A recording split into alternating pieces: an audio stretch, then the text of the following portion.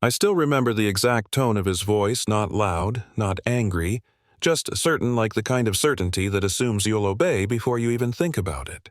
Hey, you can't stand here. Premium boarding doesn't start for a while. It was said casually, almost politely, but there was something underneath it, something sharp. I looked up and saw him for the first time, white mid-50s crisp uniform, 4 stripes on his shoulder catching the fluorescent light like badges of authority. Captain Mark Reynolds. And in that moment, I already knew how this was going to go. The airport was a mess that night. Systems down, flights delayed, people slumped on the floor next to outlets like refugees from modern life, everyone irritated and tired and ready to snap. I was standing near the boarding sign, not blocking anything, just waiting to ask the gate agent a question about my connection. I told him calmly that I had a seat assignment and I'd move if needed. He stepped closer, too close, asked to see my boarding pass like he was inspecting counterfeit cash. Economy seat, paid fare, everything valid. He stared at it longer than necessary, then looked back at me with that look I've seen my whole life, the one that quietly asks, "What are you doing here?" I didn't argue. I never do. I just nodded and said I understood that I'd wait somewhere else. And I did. Because when you grow up being underestimated, you learn early when to speak and when to stay quiet.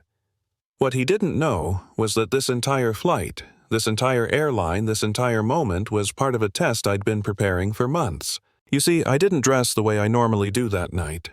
No suit, no assistant, no lounge access, just jeans, a hoodie, and a backpack. I booked economy on purpose. I wanted to see what regular passengers saw. I wanted to feel what they felt.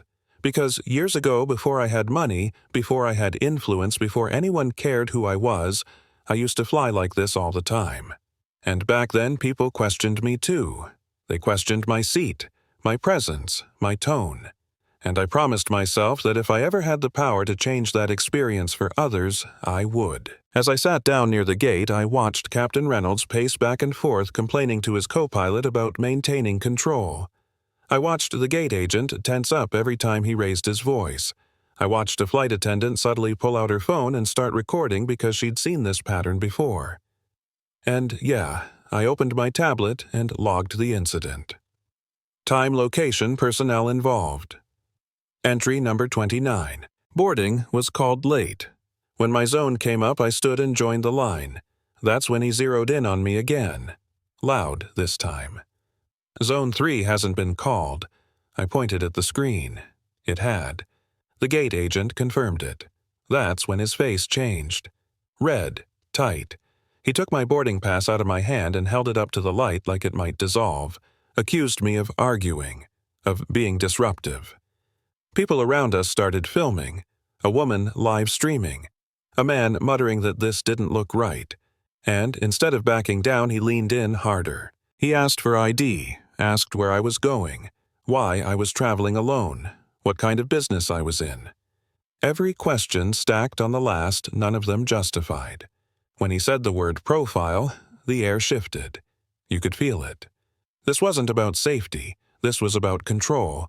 And still, I stayed calm, because anger, especially when you look like me, becomes ammunition for people like him. When he ordered me aside for additional screening, the gate fell silent.